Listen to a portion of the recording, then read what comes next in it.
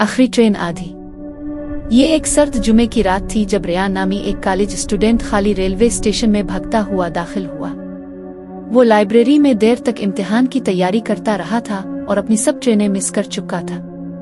अब सिर्फ एक ही ट्रेन बाकी थी, आधी रात की आखिरी ट्रेन। स्टेशन गैर मामूली तौर पर खामोश था, न कोई ऐलान, न कोई हुजूम, यहाँ तक के कदमों की आवाज भी नहीं। सिर्फ ऊपर लटकते बल्ब की मध्यम टिमटिमाती रोशनी।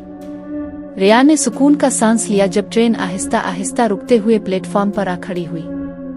दरवाजे सुस्त रफ्तारी से खिले, जैसे खिलना ही ना चाहते हो। वो अंदर चला गया। शुरू में सब कुछ आम सा लगा, लेकिन फिर इसने एक खौफनाक हकीकत महसूस की। हर मुसाफिर बिल्कुल सीधा बैठा हुआ था। उनके चेहरे बेहद जर्द और आंखें बिल्कुल सफेद, ना धुंधली ना नाबीना, बस सफेद खाली आंखें। और कोई पलके नहीं झपका रहा था, एक भी नहीं। रेयान घबरा कर पीछे के हिस्से में बैठ गया।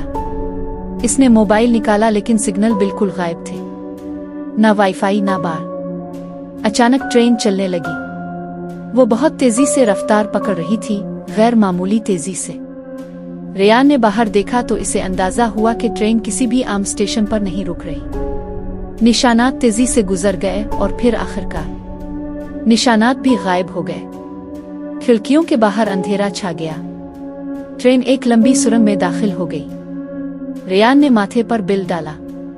वो इस रास्ते पर कई बार आ चुका था, मगर ऐसी कोई सुरंग उसने पहले कभी नहीं देखी थी। ट्रेन के अंदर लाइट्स बार बार टिमटिमाने लगे। हर बार जब बजेत और जलती थीं, वो देखता कि मुसाफिर जैसे और करीब हो गए हों। बगैर हिले, बगैर अपनी सीट छोड़े, वो सब अब सीधा इसी की तरफ देख रहे थे। रेयान का दिल जोर जोर से धड़कने लगा। वो खुद से सरगोशी करने लगा, परेशान मत हो, ये सब वहम है। लेकिन फिर एक आवाज उसके दिमाग में गूंजी। ये किसी के बोलने की आवाज नहीं थी, बल्कि सीधा उसके दिमाग के अंदर गूंज रही थी। रेयान, तुम्हें यहाँ नहीं होना चाहिए। रेयान के कदम जमीन में जिम गए। किसी ने इसका नाम कैसे लिया? इसने इर्द गिर्द देखा। सब मुसाफिर अब भी साकित बैठे थे, मगर उनकी सफेद आंखें सिर्फ इसे घोर रही थी। फिर आवाजें बढ़ने लगे, दर्जनों आवाजें एक साथ, सरगोशियों की तरह। तुम अब जिंदों में शामिल नहीं हो। रेयान घबरा कर दरवाजे की तरफ दौड़ा। इसने पूरा जोर लगाकर दरवाजा खोलने की कोशिश की, मगर वो बंद था। बाहर सिर्फ लामुतनाही अंधेरा था। इसने मोड़ कर देखा और उसका खून मुंजमद हो गया। मुसाफिर अपनी नशिस्तों पर नहीं थे। वो सब अब खड़े थे, खामोश, घेरे में लिए खड़े। उनके मुंह आहिस्ता आहिस्ता खिलने लगे, गैर इंसानी हद तक खुलते चले गए, मगर उनसे कोई आवाज नहीं निकली, सिर्फ ट्रेन की भारी गुड़गड़ाहट।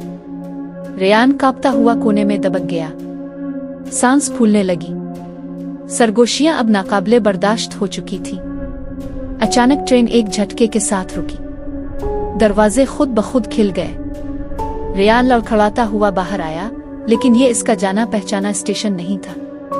दीवारें टूटी फूटी पत्थरों की बनी हुई थीं, उनसे पानी टपक रहा था। निशानात किसी नामालूम जुबान में थे, और फिजा में बोसीदगी और मिट्टी की बदबू फैली हुई थी। जब इसने मुड़कर देखा तो ट्रेन गायब थी। ना कोई आवाज, ना पटरियां, बस लामुत्तना ही अंधेरा। रेयान को हकीकत समझ में आ गई।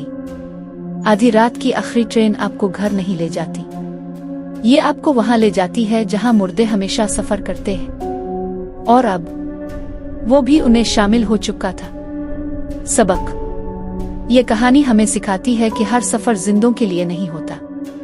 कभी कभी देर से निकलने का मतलब है ऐसे रास्ते पर जाना जहां से वापसी मुमकिन नहीं।